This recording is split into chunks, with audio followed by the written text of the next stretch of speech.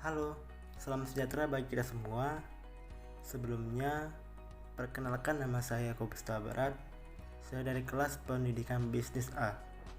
Pada kesempatan video kali ini, yaitu mengenai tugas ujian akhir semester pemasaran global, yaitu kesimpulan setelah menjalani mata kuliah pemasaran global selama 1 semester.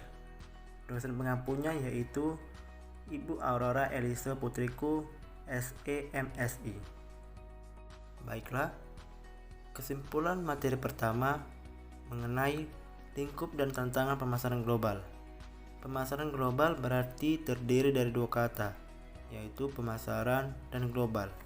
Pemasaran adalah lingkup tempat suatu transaksi penjualan, sedangkan global adalah secara mendunia. Jadi, pemasaran global merupakan kegiatan ekonomi, yaitu jual beli produk dalam global market yang dilakukan oleh masyarakat dunia. Contohnya, Indofood yang sudah mengekspor produk mereka, yaitu Indomie, ke beberapa negara, dan kerajinan tangan dari Indonesia yang sudah dipasarkan negara-negara Eropa. Adapun tantangan yang kita lihat dalam pemasaran global, yang pertama yaitu kompetisi. Di kompetisi ini ada dua jenis kompetitor yang perlu diperhitungkan, yaitu perusahaan lokal yang sudah dikenal masyarakat, dan yang kedua, kompetitor perusahaan internasional yang juga sedang merintis bisnis di negara tersebut. Perusahaan dituntut untuk bisa menghadirkan strategi pemasaran dan produk yang lebih segar serta inovatif. Yang kedua, perbedaan budaya. Di sini harus menyesuaikan nilai-nilai budaya di dalam perusahaan dengan budaya negara tujuan. Yang ketiga, perilaku konsumen bervariasi. Hal ini, nilai-nilai budaya juga berkaitan dengan erat perilaku konsumen di sebuah negara.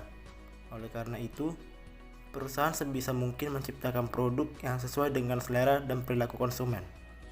Yang keempat, ekologis.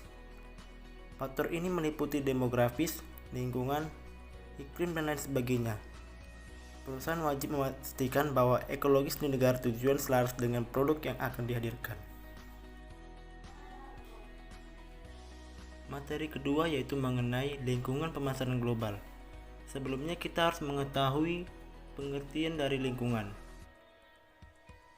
Pengertian dari lingkungan ini yaitu kondisi di sekitar yang memiliki keunikan, perbedaan, karakteristik, potensi, ancaman, dan manfaat yang berbeda-beda, di mana kondisi tersebut akan melahirkan timbal balik yang sesuai dengan apa yang terjadi.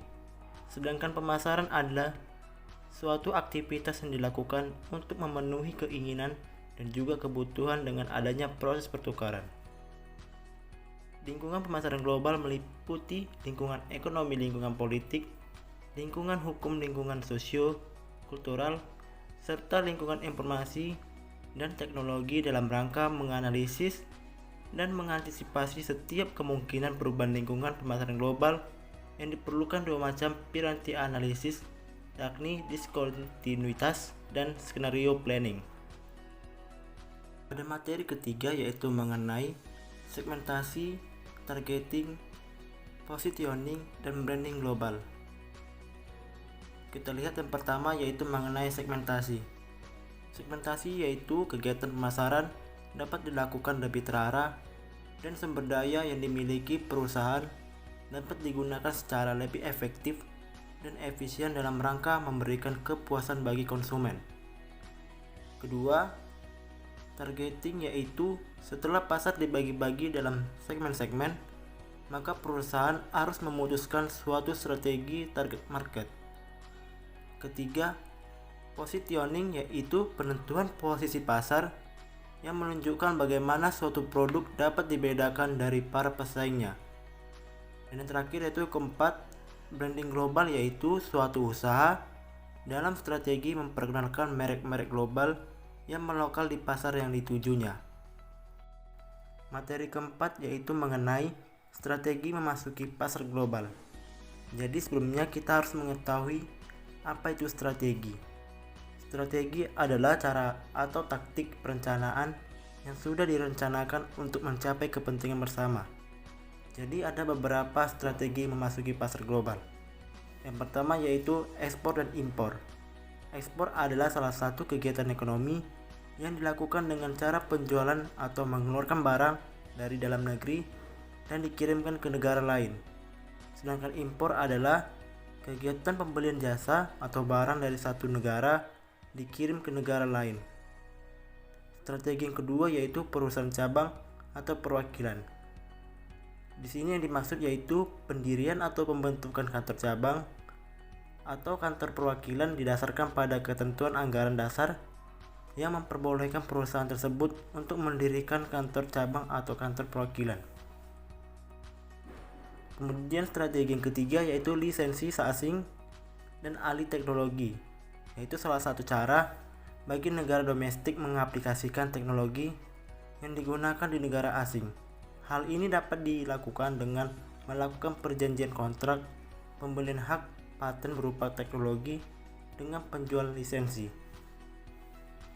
Selanjutnya yaitu strategi keempat ada franchising, yang merupakan konsep pemasaran untuk memperluas jaringan dengan cepat. Strategi kelima yaitu joint venture, yaitu istilah yang digunakan untuk menyebut kerjasama antara dua atau lebih perusahaan dalam bidang bisnis. Yang keenam akuisisi. Di sini merupakan langkah untuk mengusaha perusahaan atau entitas bisnis lain melalui pembelian saham. Materi kelima mengenai pemasaran ekspor. Ekspor merupakan strategi yang paling sering dijumpai dalam memasuki pasar internasional, terutama untuk entry pertama kali. Tidak jarang motivasi ekspor karena permintaan yang tak terduga. Namun, tidak jarang dijumpai pula perusahaan yang secara agresif melakukan ekspor sebagai entry pendahuluan, kemudian berkembang dengan melakukan operasi bisnis berbasis di luar negeri. Selanjutnya materi ke-6 yaitu mengenai International Business Partnership atau IBP serta konsep dan strategi internetisasi. Kemitraan bisnis internasionalisasi atau IBP digunakan sebagai platform yang meliputi berbagai bentuk kemitraan atau aliansi strategi atau international joint venture, sehingga IBP berarti kemitraan yang pihak-pihak bermitra ikut memberikan investasi dalam kepemilikan kemitraan. Dengan semakin berkembangnya teknologi dan tantangan kompetisi yang mengikuti arus globalisasi pasar menyebabkan banyak perusahaan melakukan international business partnership. Karena dengan international business partnership, suatu bisnis dapat dengan lebih cepat memasuki pasar dan lebih mampu bersaing di masa depan. Namun, selain kelebihannya, International Business Partnership juga memiliki kelemahan, seperti terdapatnya biaya yang lebih tinggi dalam menjalin dan membina hubungan dengan partner International Business Partnership. Juga membutuhkan persiapan yang baik agar bisnis yang dijalankan sukses dan berorientasi jangka panjang. Kemudian materi ke-7 mengenai strategi pemasaran kompetitif internasional. Secara umum, posisi kompetitif dinilai berdasarkan sejumlah dimensi yang berpengaruh terhadap kinerja pasar internasional dan kinerja laba internasional. Dimensi-dimensi tersebut dapat diklasifikasikan ke dalam 4 kategori. Yang pertama yaitu structural position. Posisi ini mencakup evaluasi terhadap struktur industri, struktur pasar, dan posisi pangsa pasar perusahaan. Yang kedua, strategi position. Posisi ini menentukan apakah keuntungan perusahaan di atas ataupun di bawah rata-rata industri. Yang ketiga, strategi position. Posisi ini menentukan apakah keuntungan perusahaan di atas atau di bawah rata-rata industri. Yang keempat, resource position. Hal ini berkaitan dengan kemampuan perusahaan untuk mendanai dan melanjutkan strategi yang dipilih dalam kaitannya dengan posisi bersaing. Materi ke-8 mengenai manajemen produk dan jasa secara global. Produk global adalah produk yang dirancang untuk memenuhi kebutuhan pasar global. Beberapa produk global memang dirancang khusus untuk memenuhi kebutuhan pasar, sementara beberapa produk global memang dirancang untuk memenuhi kebutuhan pasar nasional. Perdagangan jasa global adalah perdagangan antar negara untuk produk tidak berwujud. Contohnya seperti sewa, pengangkutan, dan biaya pengiriman. Perdagangan jasa dibedakan dengan perdagangan barang yang mana hanya mencakup produk berwujud. Perdagangan jasa mendorong pertukaran ide, pengetahuan, dan teknologi, meskipun sering dibatasi oleh hambatan seperti peraturan domestik. Selanjutnya materi ke-9 yaitu mengenai pendistribusian dan penetapan harga secara global. Pendistribusian atau distribusi adalah kegiatan untuk mengirimkan produk ke pelanggan setelah penjualan. Dapat ditarik kesimpulan bahwa prosedur pendistribusian adalah suatu tahapan atau rangkaian aktivitas yang dilakukan secara berulang yang berhubungan dengan pemasaran produk. Penetapan harga merupakan salah satu kepentingan dalam pemasaran global. Harga adalah satu-satunya elemen bauran pemasaran yang memberikan pemasukan bagi pemasaran, sedangkan elemen-elemen lainnya yaitu produk, distribusi, dan promosi justru membutuhkan dana besar. Nah, materi ke-10 di sini mengenai komunikasi pemasaran global. Komunikasi pemasaran adalah sarana di mana perusahaan berusaha menginformasikan, membujuk, dan mengingatkan konsumen secara langsung maupun tidak langsung tentang produk dan merek yang dijual. Sedangkan komunikasi pemasaran global merupakan efektivitas komunikasi pemasaran yang melewati batas-batas negara. Bentuk-bentuk utama dari komunikasi pemasaran yaitu personal selling, advertising, sales promotion, dan public relation.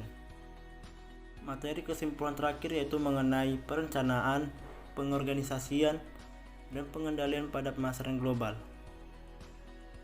Yang pertama kita lihat perencanaan atau planning, yaitu memikirkan apa yang akan dikerjakan dengan sumber yang dimiliki. Perencanaan dilakukan untuk menentukan tujuan perusahaan secara keseluruhan dan cara terbaik untuk memenuhi tujuan itu. Yang kedua, pengorganisasian, yaitu proses menciptakan hubungan antara fungsi, personalia, dan faktor fisik atau sarana agar kegiatan pemasaran yang harus dilaksanakan bisa mencapai tujuan yang benar, meliputi pembagian kerja, wewenang, tanggung jawab, dan pelaporan kerja. Yang ketiga yaitu pengendalian pemasaran. Di sini yaitu usaha mengoreksi dan selanjutnya memberikan petunjuk kepada pemasar dalam melaksanakan strategi pemasaran supaya pemasar selalu bertindak sesuai dengan apa yang sudah merencanakan. Dengan begitu maka bisa menghasilkan hasil yang optimal. Apabila dalam melakukan evaluasi ditemukan suatu penyimpangan-penyimpangan, maka pemasar haruslah bisa menemukan serta menyiapkan rencana-rencana cadangan atau solusi untuk mengatasi masalah tersebut.